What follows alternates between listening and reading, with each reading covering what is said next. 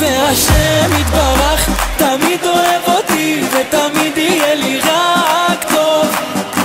השם יתברך תמיד אוהב אותי ותמיד יהיה לי רק טוב, ויהיה לי עוד יותר טוב ועוד יותר טוב ועוד יותר טוב ועוד יותר טוב ועוד יותר טוב ועוד יותר טוב, ותמיד יהיה לי רק טוב.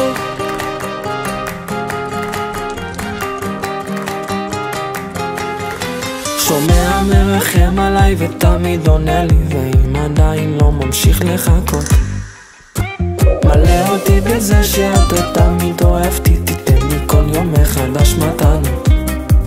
ותנהיג אותי ברחמים כאלו כמו שבעולם הזה נקרא רחמים,